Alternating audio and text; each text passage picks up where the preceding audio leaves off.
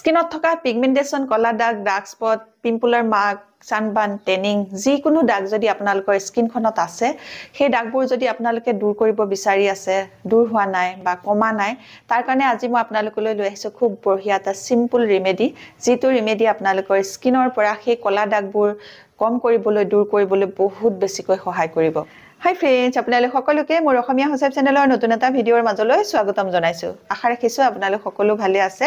আজি মই এই ভিডিঅ'টোত আপোনালোকক মুখৰ পৰা কলা দাগ, পিগমেন্টেশন, সানবাৰ্ন, টেনিং, পিম্পলৰ মাৰ্ক দূৰ হ'বৰ কাৰণে নাৰিকল তেলৰ খুব বঢ়িয়া এটা ৰেমেডি দেখুৱাম। আৰু দেখুৱাৰ আগতে আপোনালোকলৈ এটা ৰিকুৱেষ্ট আছে, আপোনালোকে যদি মোৰ আজিৰ এই ভিডিঅ'টো ভাল পায়, ভিডিঅ'টোত এটা লাইক কৰিব, মোৰ চেনেলটো আপোনালোকে সাবস্ক্ৰাইব কৰি ল'ব, ওচৰতে থকা বেল আইকনটো আপোনালোকে প্ৰেছ কৰি দিব, তেতিয়া মোৰ আহিবলগীয়া সকলোবোৰ ভিডিঅ' নটিফিকেশ্যন আপোনালোকলৈ সোনকালে যাব আৰু আপোনালোকে সোনকালে মোৰ ভিডিঅ'বোৰ চাবলৈ পাব।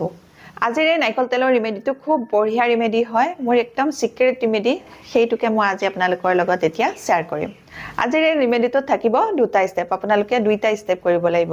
আপোনালোকে ৰেগুলাৰ এই দুইটা ষ্টেপ কৰি আপোনালোকৰ মুখৰ পৰা পিগমেন্টেশন দূৰ কৰিব পাৰিব।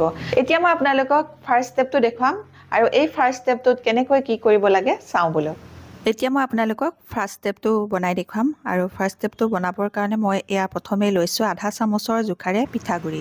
এই পিঠাগুড়িয়ে আমাৰ স্কিনখন ভিতৰৰ পৰা চাফা কৰি আনিব পাৰে আৰু আমাৰ স্কিনত থকা শুকান ছাল বা ডেড স্কিন চেলবোৰ চাফা কৰিব পাৰে।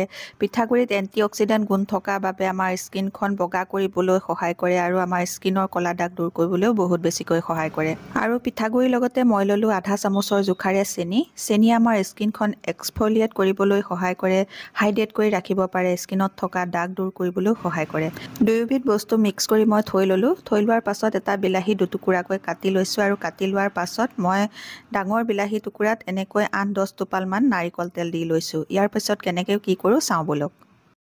এতিয়া বিলাহী টুকুৰা দুটুকুৰাকৈ কাটি ল'লোঁ, তাতে মই অকণমান নাৰিকল তেল মিলালোঁ আৰু এই বাতিটোত মই লৈছিলোঁ চেনি আৰু পিঠাগুড়ি। এতিয়া এই বিলাহী টুকুৰা ইয়াতে এনেকৈ সানি ল'ব। এয়া সানি ল'ব, লৈ পেলাই আপোনালোকে মুখত এনেকৈ মাছাজ কৰিব। এই ফাৰ্ষ্ট ষ্টেপটো আপোনালোকে মুখতো কৰিব পাৰে আৰু লগতে আপোনালোকৰ হাত ভৰি যদি ছানবাৰ্ণ হৈছে বা ডিঙিটো ক'লা পৰি গৈছে, পিঠিখন ক'লা পৰি গৈছে, তেতিয়া আপোনালোকে এই ষ্টেপটো কৰিব পাৰে। বিলাহী আমাৰ স্কিনত লগোৱা কিয় ভাল জানেনে? বিলাহীত লাইকোপিন নামৰ এবিধ এণ্টিঅক্সিডেণ্ট গুণ পোৱা যায়, যাৰ কাম হ'ল সূৰ্যৰ পৰা অহা UVA কিৰণে যি আমাৰ স্কিনত ডেমেজ কৰে বা ছানবাৰ্ণ কৰে, টেনিং কৰে, সেইবোৰ ৰিপেয়াৰ কৰিবলৈ সহায় কৰে। এইদৰে আপোনালোকে বিলাহীৰে 5 মিনিট মাছাজ কৰি লোৱাৰ পাছত মুখখন ধুই নিদিব, এনেকৈ আপোনালোকে 15 মিনিটলৈ ৰাখি থ'ব। 15 মিনিট পাছত মই এখন ভিজা টাৱেল আনিছোঁ আৰু এই ভিজা টাৱেলখনেৰে মই মুখখন মুচি ল'ম। আপোনালোকে মুখখন ঠাণ্ডা পানীৰে ধুই ল'ব পাৰে। ঠাণ্ডা পানীৰে মুখখন ধুই ল'লেও হ'ব, নহ'লে এনেকৈ ভিজা টাৱেল এখনেৰে মুখখন মুচি ল'লেও হ'ব। এনেকৈ মুখখন মুচি লোৱাৰ পাছত বা ধুই লোৱাৰ পাছত আপোনালোকে ছেকেণ্ড ষ্টেপটো কৰিব লাগিব আৰু ছেকেণ্ড ষ্টেপটো একদম চিম্পুল হয় আৰু এই ছেকেণ্ড ষ্টেপটো কৰিবলৈ কি বস্তু লাগে, কেনেকৈ কৰিব লাগে চাওঁ বলক। এই ছেকেণ্ড ষ্টেপটো তৈয়াৰ কৰিবলৈ মই এখন পেন গেছৰ ফ্লেমত এনেকৈ ৰাখিলোঁ, তাতে এচামুচৰ জোখাৰে এয়া মই হালধি দিছোঁ। হালধিটো মই কস্তুৰী হালধি দিছোঁ।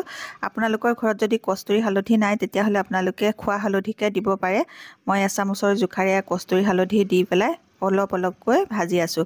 একদম ল' ফ্লেমত দি আপোনালোকে ভাজিব আৰু যিমানে ভাজি থাকিব ইয়াৰ ৰংটো চেঞ্জ হৈ গৈ আছে, দেখিছেনে? এতিয়া আপোনালোকে একেবাৰে ক'লা কৰি পেলাব নালাগে। যেতিয়া অকণমান ৰঙচুৱা হ'ব তেতিয়া আপোনালোকে এটা বাতি লৈ এনেকৈ কাঢ়ি ল'ব। এতিয়া মই আপোনালোকক হালধিৰ ৰংটো দেখুৱাই দিছোঁ। যিটো নৰ্মেল হালধিৰ ৰংটো এইটো আছিলে আৰু মই ভাজি লোৱা হালধিৰ ৰংটো তাতকৈ অকণমান ডাৰ্ক হৈছে। বেছি আপোনালোকে ক'লা নকৰিব, এইটো জোখতে কৰিব। এতিয়া এই হালধিৰ লগত মই আৰু দুবিধ বস্তু মিক্স কৰিম। ভাজি লোৱা হালধিখিনি আপোনালোকে ঠাণ্ডা কৰি ল'ব। এয়া মোৰ হালধিখিনি ঠাণ্ডা হৈ গৈছে। এতিয়া মই আপোনালোকক এই ফেচ পেকটো বনাই দেখুৱাম আৰু এতিয়া মই এই হালধিখিনিৰ লগত মিক্স কৰিম নাৰিকল তেল। নাৰিকল তেলটো আপোনালোকে এনেকৈ ভাজি লোৱা হালধিখিনিত মিক্স কৰি লগাবচোন, আপোনালোকৰ মুখৰ কলা দাগ দূৰ কৰিবলৈ খুব সোনকালে সহায় কৰিব। এতিয়া মই 10-12 টোপালমানৰ জোখাৰে নাৰিকল তেল দি ল'লোঁ। বেছি দিব নালাগে, 10-12 টোপালমানৰ জোখাৰে দিলেই হ'ব। ইয়াৰ পাছত মই ইয়াত মিক্স কৰিবলৈ আনিছোঁ মৌ। মৌয়েও আমাৰ স্কিনখন উজ্জ্বল কৰিবলৈ হাইড্ৰেট কৰি ৰাখিবলৈ সহায় কৰিব আৰু মুখৰ কলা দাগ দূৰ কৰিবলৈ সহায় কৰিব মৌটো মই জোখমতে দিম মই অকণমানকৈ মৌ দি যাম আৰু এনেকৈ মিক্স কৰি যাম আপোনালোকেও মই যেনেকৈ কৰিছোঁ তেনেকৈ কৰিব মৌখিনি জোখমতে দি যাব লাগিব আৰু এনেকৈ মিক্স কৰি যাব লাগিব এনেকৈ মিক্স কৰোঁতে যেতিয়া আপোনালোকৰ ফেচ পেকটো খুব ধুনীয়াকৈ বনিবগে তেতিয়া আপোনালোকে আৰু মৌ নিদিব এয়া মোৰ ফেচ পেকটো ধুনীয়াকৈ হৈ গৈছেগে এইটো জোখতে আপোনালোকে ফেচ পেকটো ৰাখিব তেতিয়া আপোনালোকৰ মুখত লগাবলৈ সুবিধা হ'ব এতিয়া ফেচ পেকটো তৈয়াৰ হৈ গ'ল লগোৱাৰ নিয়মটো মই ভিডিঅ'টোৰ পিছলৈ আপোনালোকক দেখুৱাই আছোঁ ভিডিঅ'টো চাই যাব সেকেন্ড স্টেপটোৰ কাৰণে এইটো ৰেমেডি তৈয়াৰ কৰি ললো এই ৰেমেডিটো এতিয়া কেনেকৈ লগাব লাগে মই আপোনালোকক সেইটো দেখুৱাম আৰু এইটো বনাবলৈ একদম সিম্পল আপোনালোকে দেখা পালে ঘৰতে থকা একদম সাধাৰণ বস্তু আপোনালোকে এই ৰেমেডিটো বনাব পাৰিব আৰু ইয়াৰ কাৰণে আপোনালোকে একো পইচা খৰচ কৰিবলগীয়া নহয় এতিয়া ইয়াৰে অকণমান ল'ব য'ত আপোনালোকৰ কলা দাগ আছে তাতে খুব ভালকৈ এনেকৈ লেপ দিব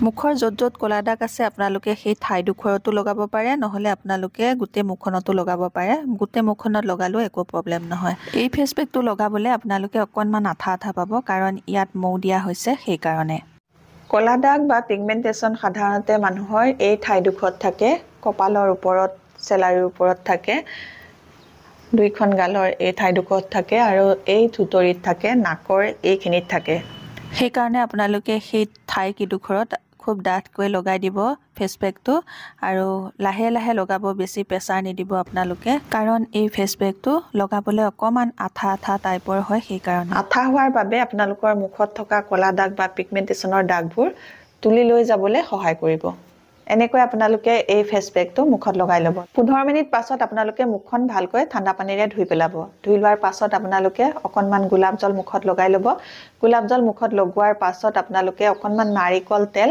আৰু অকণমান এল'ভেৰা জেল মিক্স কৰিব মিক্স কৰি পেলাই আকৌ মুখত ভালকৈ লগাই দিব এই ৰেমেডিটোৱে আপোনালোকৰ মুখৰ পৰা কলা দাগ পিগমেন্টেশন সানবাৰ্ণ টেনিং পিম্পলৰ দাগ যিকোনো দাগ আপোনালোকৰ মুখৰ পৰা দূৰ কৰিবলৈ বহুত বেছিকৈ সহায় কৰিব আজিৰ এই দুটা ষ্টেপৰ নাৰিকল তেলৰ ৰেমেডিটো আপোনালোকে নিশ্চয় ভাল পাইছে যদি ভাল পাইছে মোৰ ভিডিঅ'টোত এটা লাইক কৰি দিব মোৰ চেনেলটো সাবস্ক্ৰাইব কৰি ল'ব আৰু আপোনালোকৰ ফ্ৰেণ্ডৰ লগতো এই ভিডিঅ'টো শ্বেয়াৰ কৰি দিব আজিৰ ভিডিঅ'টো মই ইমানতে সামৰিম নতুন এটা ভিডিঅ'ৰ সৈতে নতুন এটা বেলেগ টিপছৰ সৈতে আপোনালোকৰ মাজলৈ মই আকৌ আহিম তেতিয়ালৈকে নমস্কাৰ আজিলৈ আহোঁ